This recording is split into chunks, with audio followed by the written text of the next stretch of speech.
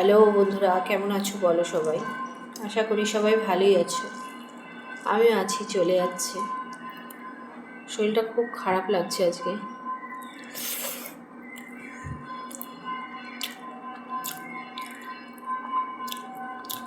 সকাল থেকে ভালো কাজকর্মই করতে পারলাম না সংসারে, কোনো রকম একটু করলাম। ছেলেও বাড়িতে ছিল না, এই আসলো, এসে আবার পাশের বাড়ি নিমন্ত্রণ আছে, ওখানে গেল।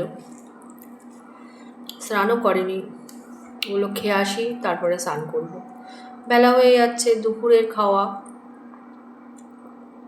বালক সেবা দেবে।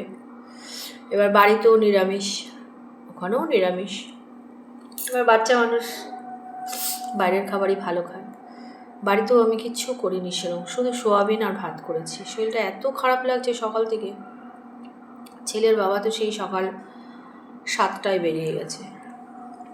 এবার আমার এত ব্যথা হচ্ছে কোমরে আর পায়ে, তারপরে শরীরটা একদমই ভালো লাগছে না।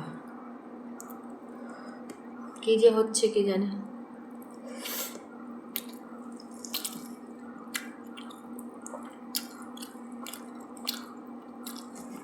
সকালে ছেলের পাতে একটু ভাত ছিল, ওটাই খেয়েছিলাম। আর অল্প একটু 1-2 গ্লাস ভাত ছিল, ফেলবো, ওটা খেয়েছিলাম। এবার তারপরে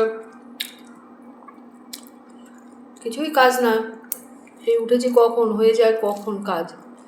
কিন্তু ওই শরীর ভালো না বলে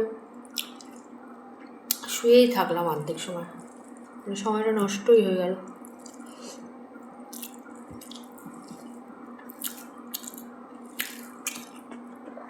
রুটি টুটিও কিছু করিনি যে খাবো, ভাতই খাচ্ছি, ভাত ভালো লাগছে না খেতে।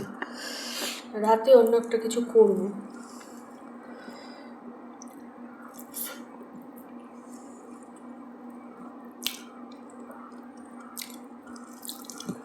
ছেলে বাবা বাড়িতে থাকলে হয়তো বাজার থেকে অন্য কিছু খাবার টাবার এনে দিত। ছেলেও তো বাড়ি ছিল না, ও সেই বেরিয়েছিল 10টায়, আর ছেলের বাবা বেরিয়েছে সেই 7টায়।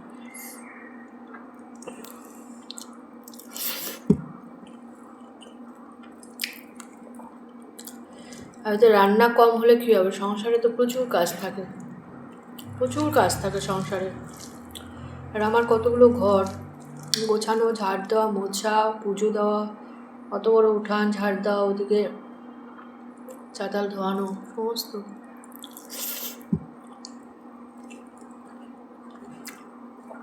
কাজ তো প্রচুর থাকে।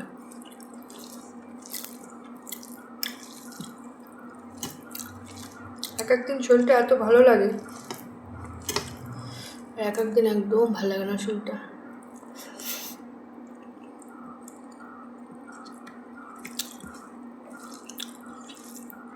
রান্না করতে ভালো লাগছে না বলে সোয়াবিনটা জল দিয়েছি, মানে এতটা পরিমাণে দিয়ে বসে আমি শুয়ে পড়েছিলাম। টেনে ঝোল ফোল সব শুকিয়ে গেছে।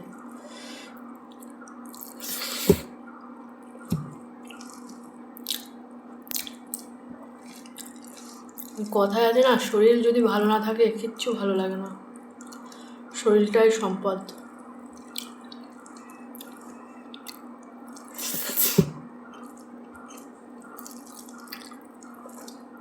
মনটাও ভালো নেই ঠাকুর, জানো বন্ধুরা।